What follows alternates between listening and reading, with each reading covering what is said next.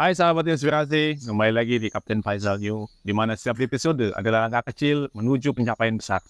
Mari kita gali potensi diri dan raih tujuan kita. Teman-teman sekalian, hari ini kita akan membahas sesuatu yang menarik banget, yaitu evolusi transportasi laut, yang kita kenal dengan kapal. Oke.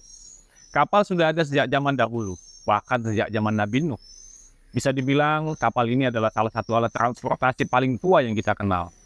Tapi tahukah kawan-kawan sekalian bahwa teknologi kapal terus berkembang? Mari kita simak 8 perubahan besar yang menurut saya fundamental yang terjadi sejak abad ke-19. Ini saya dapatkan pada saat mengunjungi Museum US Coast Guard di pantai Virginia. Banyak hal menarik yang saya temukan di dalam museum itu. Saya memberikan 2 jempol ya untuk mengelola museum, karena banyak alat-alat bersejarah yang masih tersimpan dengan baik. Pertama, mari kita bahas tentang peralatan navigasi. Dulu, pelaut menggunakan sextant untuk menentukan posisi kapal. Prosesnya sangat lama, bisa sampai 30 menit, dan tingkat akurasinya masih dipertanyakan. Hanya untuk mendapatkan satu posisi. Sekarang, kita punya teknologi GPS, bahkan AIS, yang memudahkan kita menentukan lokasi dengan cepat dan akurat. Kemudian yang kedua, ada alat perakiraan cuaca.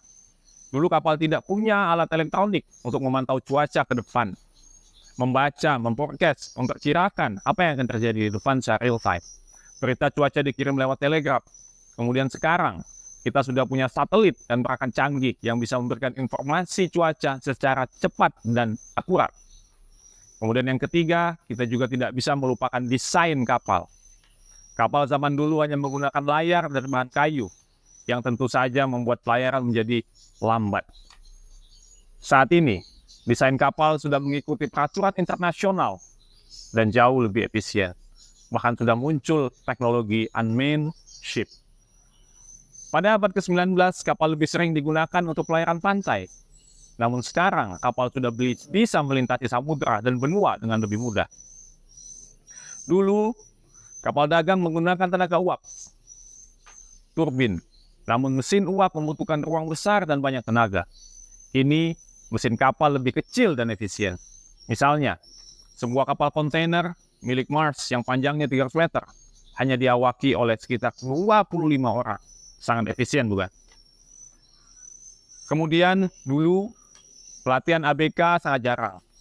Kemudian saat ini, sejak peraturan dari International Maritime Organization mewajibkan semua ABK mengikuti pelatihan secara berkala.